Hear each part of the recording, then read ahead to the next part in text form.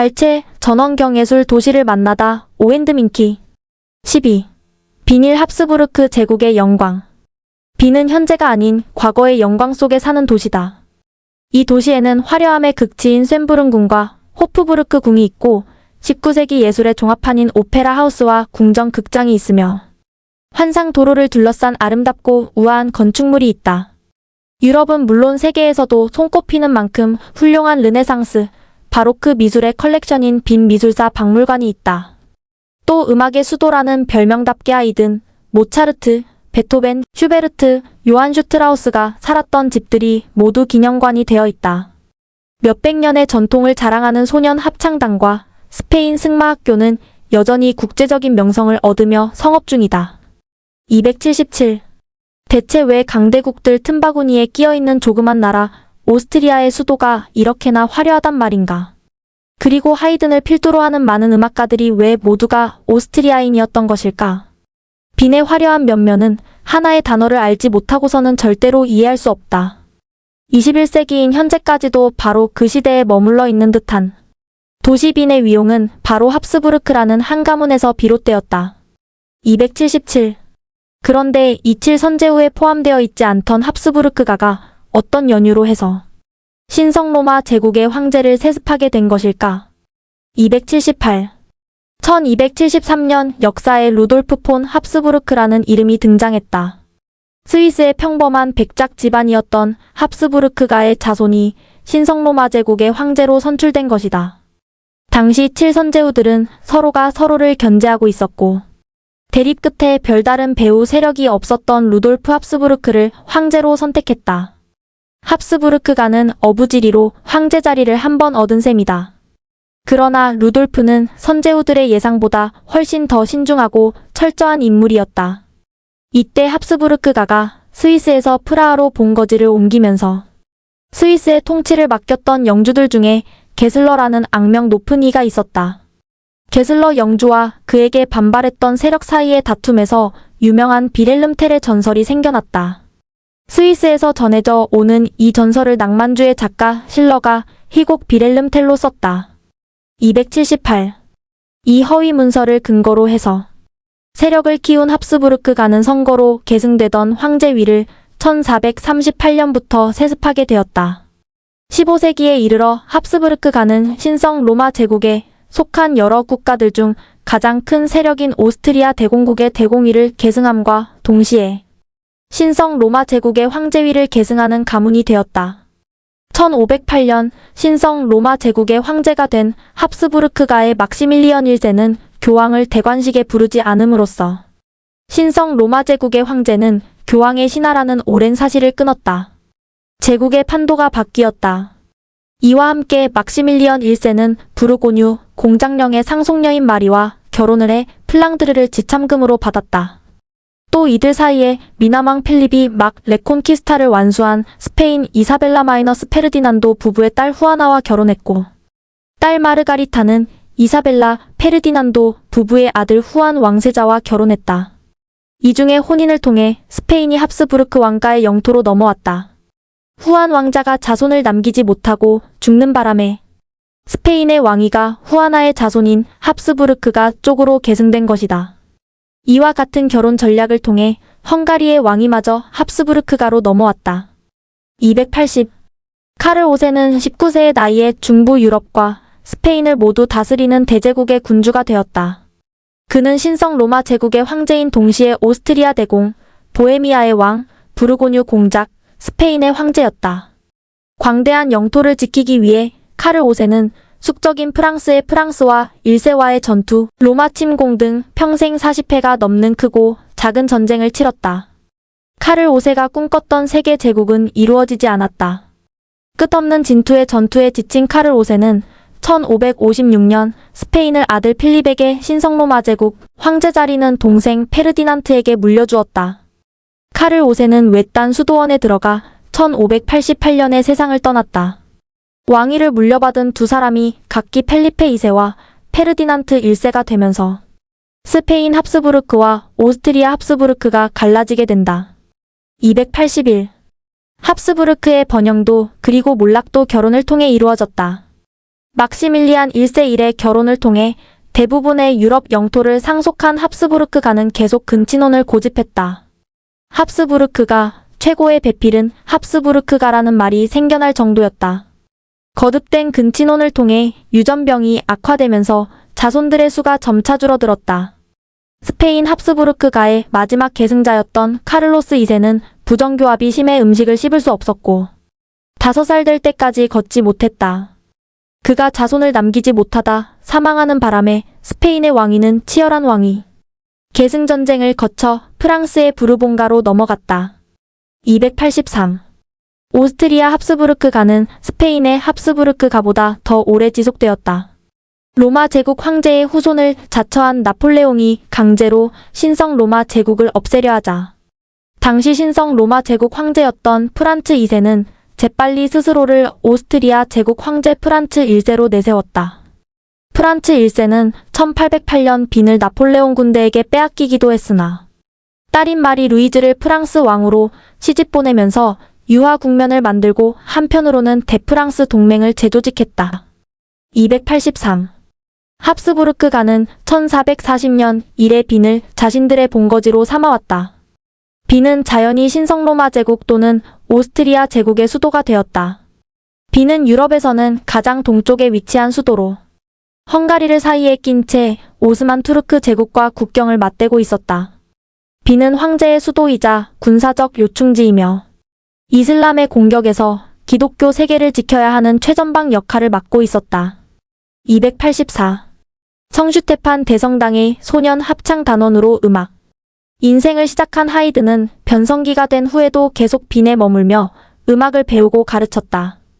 그의 첫 교향곡에서 재능을 발견한 파울 에스테르하치 공은 1761년 29세의 하이든을 가문의 궁정 부악장으로 임명했다. 에스테르하치 공은 프로이센의 프리드리히 대제가 그러했듯 바이올린과 첼로를 연주할 줄 아는 본격적인 음악 애호가였다.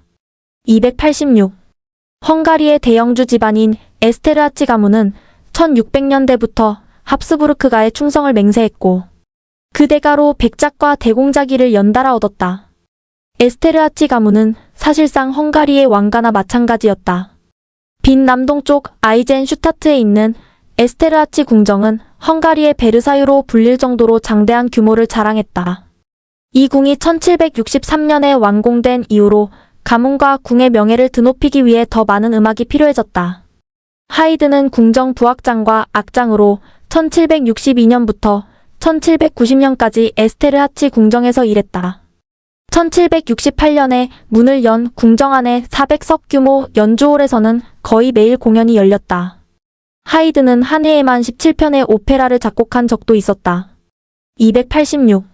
하이든은 그동안의 업적을 인정받아 공에게 연금을 받을 수 있었고 이후로 런던과 빈을 오가며 여유로운 말년을 보내게 된다. 퍼셀과 핸델 이후 내노라 할 만한 작곡가가 없었던 런던은 1791년 하이든을 초청했다.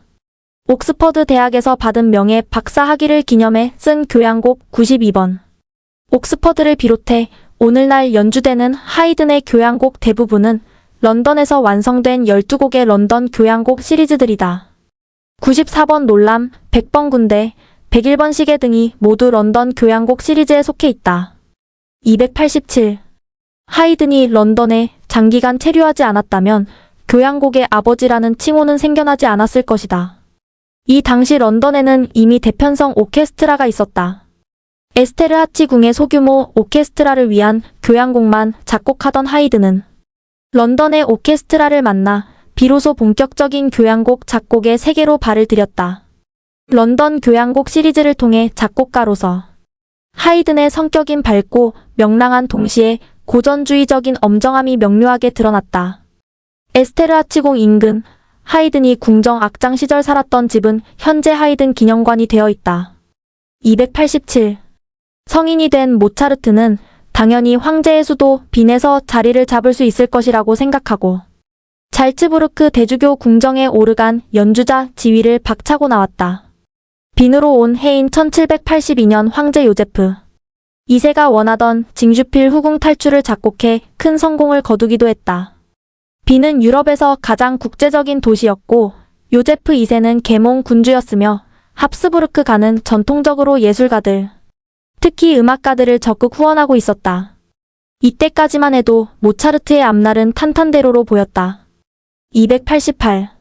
말썽의 요지가 다분한 희곡을 굳이 오페라 대본으로 선택했던 이유는 무엇일까?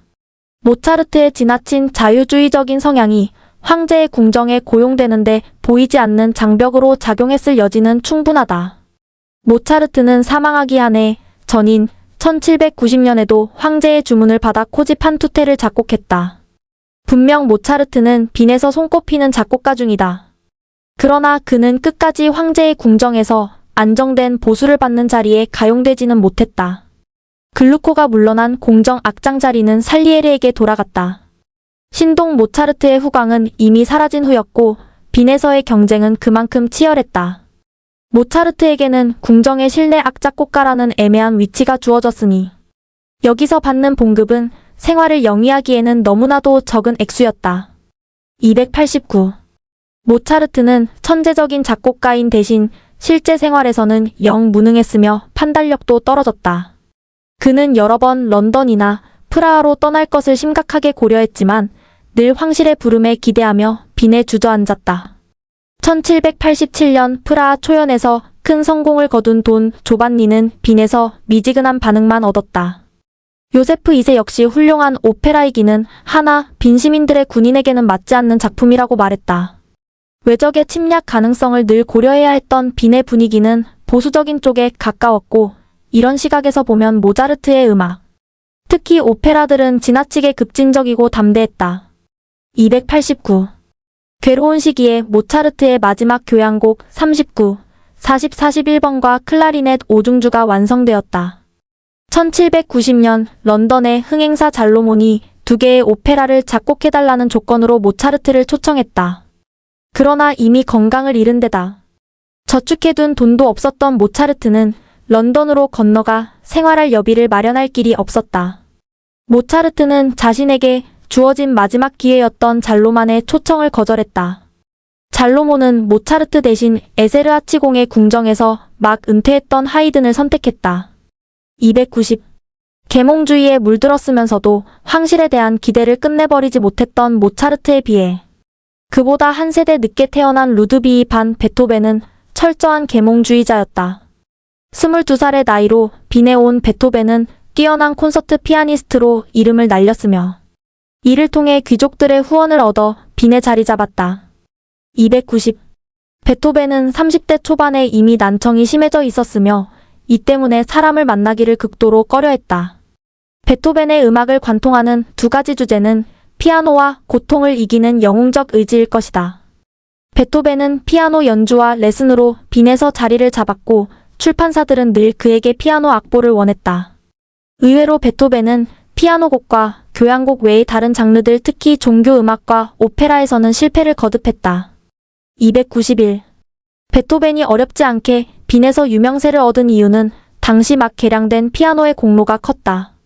베토벤은 뛰어난 피아니스트였고 늘 즉흥 연주에 능했다. 그는 이 새로운 악기를 자유자재로 연주에 청중을 사로잡았다. 자연히 베이토벤에게 피아노를 배우고자 하는 학생이 끊이지 않았다. 그 중에는 황제 레오폴드 2세의 아들 루돌프 대공도 있었다. 대공은 평생 베토벤에게 너그러운 후원자가 되었다. 이처럼 베토벤은 초년병 시절부터 귀족들과 동등한 위치에 있었고 스스로도 자신의 위치에 강한 자긍심을 느꼈다. 291. 베토벤은 소나타 형식 협주곡, 교향곡 등에서 스승 하이든이 기초를 닦고 모차르트가 쌓아 올린 빈 고전파의 규칙을 완성시켰으며 그 규칙을 스스로 무너뜨리는 데에도 성공한 전무후무한 작곡가였다. 그의 피아노 소나타 중 가장 유명한 14번. 월광은은 의례 소나타라면 빠른 악장으로 시작해 느린 악장 빠른 악장의 3악장으로 이어지는 형식을 무시하고 느린 악장으로 시작됨. 베토벤 많은 음악들은 음악 자체의 아름다움으로 형식의 엄격함을 뛰어넘는다. 파격적으로 4악장의 합창을 집어넣은 마지막 교향곡 합창 역시 두말할 나위가 없다. 292. 슈베르트, 슈만, 베르디, 멘델스존, 베를리오즈 등 많은 작곡가들은 자신들의 대표작을 20대에서 30대 후반 사이에 작곡했다. 베토벤은 이들과는 반대로 생애 최후 10년 동안 교향곡 9번과 피아노 소나타, 29번 함머 클라비어 6곡의 현악 사중주 등 여러 걸작을 완성했다. 당시 베토벤은 귀가 완전히 먼 상태여서 자신의 작품을 무대에서 지휘할 수도 없었다. 특히 웅대하고 복잡한 구조 속에서 격렬한 비장미와 투쟁하는 정신을 보여주는 교향곡은 베토벤 생전에 이미 그를 악성의 반열에 올려놓았다. 292. 베토벤이 사망한 지 어언 2세기가 가까워지고 있는 현재까지도 베토벤을 뛰어넘는 교향곡 작곡가는 나오지 않고 있다. 브람스와 브루크너, 말러 등 빈의 작곡가들과 북구의 차이콥스키와 시벨리우스, 쇼스타고비치, 보헤미아의 드보르자크 등 뛰어난 교향곡 작곡자는 계속 등장했지만 그들은 모두 베토벤을 능가했다기보다는 베토벤의 음악을 계승한 베토벤의 제자들이었다. 293. 그렇다면 왜 베토벤은 종교음악과 오페라에서는 성공을 거두지 못했을까? 오페라에서는 당시 빈을 휩쓸던 로시니의 이탈리아 오페라를 경박하다고 여길 만큼 큰 의지도 없었던 것으로 보인다. 종교음악 특유의 형식미와 경건함은 베토벤의 자유롭고 경정적인 성향에 맞지 않았다. 베토벤의 소망은 계몽주의자이자 세계 시민으로서 시대의 혁명적인 정신을 음악에 담아내는 것이었다. 그의 진정한 열정은 장엄미사를 완성한 지 얼마 되지 않아 작곡한 교향곡 9번의 합창 오벗이여. 이 소리가 아니오. 라는 격정적인 외침에 깃들여져 있다. 293. 빈의 귀족들은 베토벤의 반항적인 성향을 껄끄러워했다. 그러나 그들은 동시에 예술의 수호자였고 합스부르크가가 오랜 시간 애착을 기울인 음악의 아름다움에 깊이 매료되어 있었다. 말하자면 빈에서 귀족다운 노블리스 오블리주를 표현할 수 있는 방식 중의 하나는 예술에 대한 신미안을 자랑하는 것이었다. 이 때문에 여러 번 귀족의 심기를 거스르면서도 베토벤은 계속 귀족들의 후원을 받았다. 294. 합스부르크 제국은 시작부터 해결하기 어려운 모순을 안고 있었다. 결혼으로 인해 생겨난 새로운 영토들이 하나씩 더해진 제국에는 다양한 민족과 다양한 언어들이 존재하고 있었다. 19세기 들어 이를 민족주의를 주장하면서 제국의 몰락은 피할 수 없는 듯 없는 귀결인 듯 보였다. 놀랍게도 제국은 20세기 초반인 1918년까지 존속했다. 황제들은 철저한 관료주의를 통해 제국을 통제해 나갔다. 294. 보수주의자였던 프란츠 요세프 1세는 86세까지 생존하며 68년간 제국을 통치했다. 그의 오랜 통치 기간 동안 아내와 아들 조카가 모두 비명의 세상을 떠났다.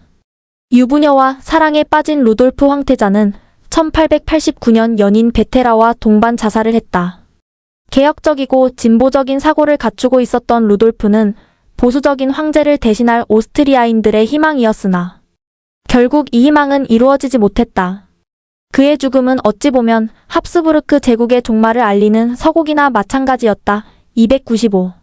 황제의 조카 페르디난트 대공이 황태자로 임망되었으나 그 역시 루돌프 황태자가 그랬듯이 결혼 문제로 요제프 황제와 대립하는 관계였다. 유능한 외교관이기도 했던 페르디난트 대공 부부의 암살로 제1차 세계대전이 촉발되었다는 사실을 잘 알려져 있다. 대공 부부는 1914년 사라예보를 방문한 길에 독립을 요구하는 세르비아 청년 가브릴로 프린치프의 저격으로 사망했다. 한 달 후 오스트리아가 세르비아에 선전포고를 하며 1차 세계대전이 시작되었다. 296.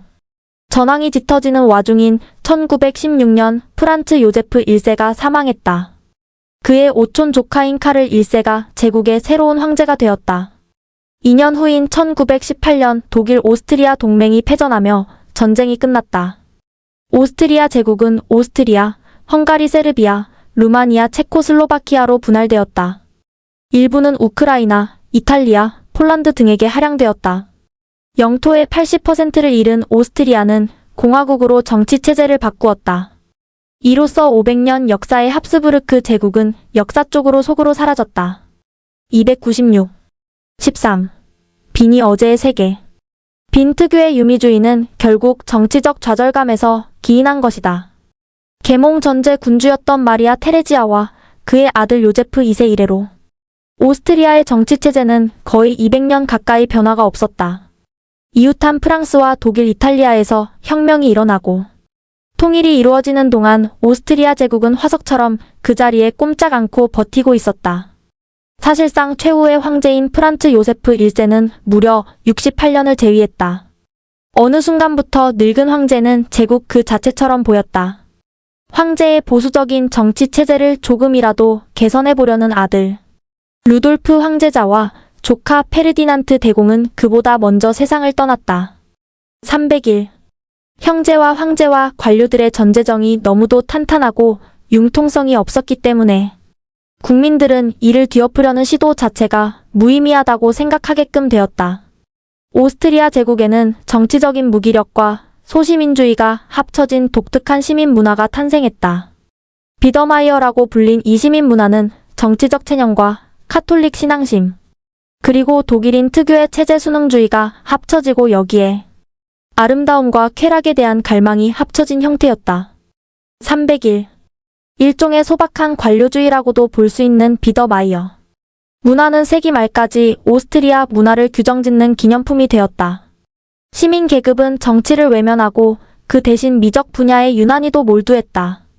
천국처럼 화려하게 장식된 궁전과 교회, 극장에서 매일 밤 벌어지는 연극과 콘서트가 예술에 대한 중류계층의 열망을 자극했다. 이를 통해 유미주의가 탄생하고 성장하게 된다. 302. 도시 전체가 변화를 거부하고 외부 상황을 필사적으로 외면하면서 오직 현재를 즐기려고 했다는 점에서 볼 때 세기 말의 빈은 정말 독특한 사회였다. 1867년 제국은 의회 내각자를 도입하는 제스처를 보이기도 했으나 이 모든 것은 허울뿐인 변화였다. 제국의 이름이 오스트리아 헝가리 제국으로 바뀌었고 수도가 빈과 부다페스트 두 곳으로 늘어났다고 해도 실제적으로 달라진 것은 없었다. 황제는 1900년 의회를 해산하고 종래의 관료 제도로 되돌아갔다. 302. 그러나 빈의 도시의 계획은 다른 국가들의 근대적인 도시계획과 그계를 완전히 달리하는 것이었다. 빈 도시계획의 중점은 환상도로 주변에 장대한 바로크 의식, 건물들을 대거 세워서 황제정의 위엄을 만방에 과시하는 데 있었다. 유용성이나 기능성이 아니라 장식과 상징성을 극대화하기 위한 도시계획이었다. 다른 유럽 도시들은 도로를 넓히고 하수도와 도서관을 만들며 시민들을 위한 도시를 한창 건설하고 있을 때 빈은 때 아닌 바로크 시대로 돌아가기 위한 작업을 개시했다. 303. 20대 초반 빈에 살면서 빈 미술학교 시험에 응시했던 젊은 히틀러는 환상도로 전체가 내게는 아라비안 나이트에 나오는 마법처럼 보였다고 말했는데 이 관찰은 정확한 것이었다. 건축가들은 국회의사당 앞에 오스트리아의 민주주의를 상징하는 조각을 장식하려고 했으나 오스트리아에는 민주주의가 존재했던 적이 없었다. 304. 구스타프 말러는 구스타프 클리프트를 지금까지 태어난 화가들 중에 가장 천재적인 인물이라고 극찬했는데 이 칭찬은 어느 정도는 타당성이 있다. 클림트는 19세기 말 파리에서 마네, 드가, 모네, 르누아르 등 인상파 화가들이 이룬 개혁을 빈에서 혼자 힘으로 해낸 장본인이다. 그로 인해 빈의 미술은 바로크 시대에서 비로소 벗어나 현대로 진입하게 되었다. 305. 그러나 클림트처럼 극단을 오가는 변화를 보여주는 이는 거의 없다고 해도 과언이 아니다. 클림트는 빈이라는 도시의 과거부터 현재 그리고 미래를 오가다 다시 더 먼 과거로 돌아가면서 인생을 마감했다. 그의 작품들이 보여주는 사이클은 빈의 예술가들이 세기말을 어떻게 넘어섰는지 그리고 현대의 문턱에서 어떻게 좌절했는지를 극명하게 보여준다. 305.